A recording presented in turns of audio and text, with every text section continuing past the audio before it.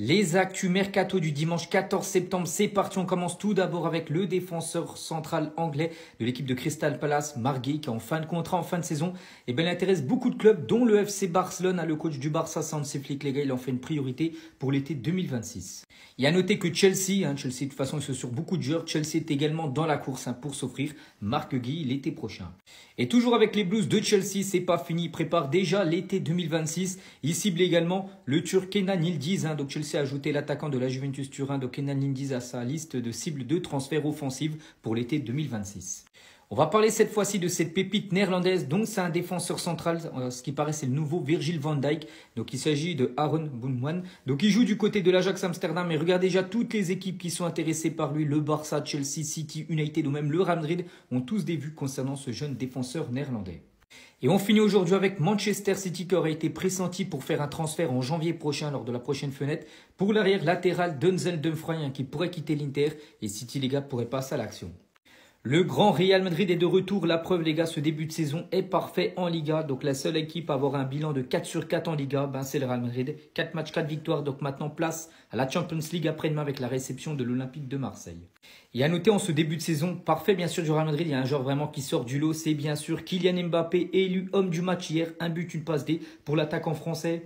Donc son début de saison, les gars, c'est vraiment du très lourd. 6 matchs, toutes compétitions confondues. Donc on prend en compte le Real Madrid plus l'équipe de France. Et déjà 6 buts et 2 passes décisives pour Kylian Mbappé. Et en conférence de presse, à la fin du match, il a dit « Je veux tout donner pour ce maillot. J'ai marqué un but aujourd'hui, ainsi qu'une passe D. Mais l'équipe fait tout son possible pour que je puisse bien jouer, bien évidemment. Donc s'il continue comme ça, bien sûr, le Real Madrid peut viser très grand pour cette saison. » On félicite Fede Valverde parce que pour son match hier, les gars, c'était sa 150e victoire du côté du Real Madrid. Et pour Aurélien Tchouaméni, donc lui, c'était son 150e match du côté du Real Madrid. Et on finit aujourd'hui avec Carlo Ancelotti, ancien coach du Real Madrid, ouvre totalement la porte à un retour sur le banc du Real. Le Real Madrid est la seule équipe que j'accepterai de diriger après le Brésil.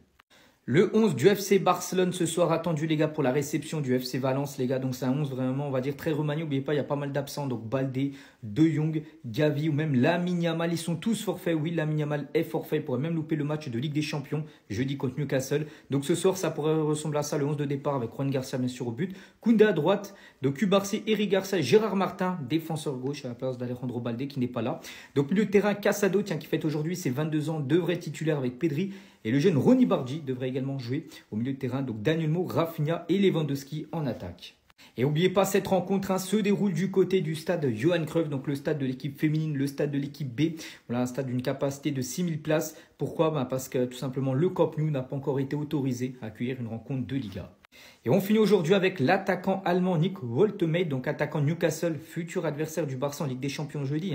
Donc un match de Ligue des Champions contre le Barça, il a dit c'est fou, je suis très heureux, je pense que mon premier match de Ligue des Champions sera contre un adversaire de taille et j'ai hâte, je pense que l'ambiance sera incroyable et j'ai vraiment hâte, donc le match est prévu jeudi soir.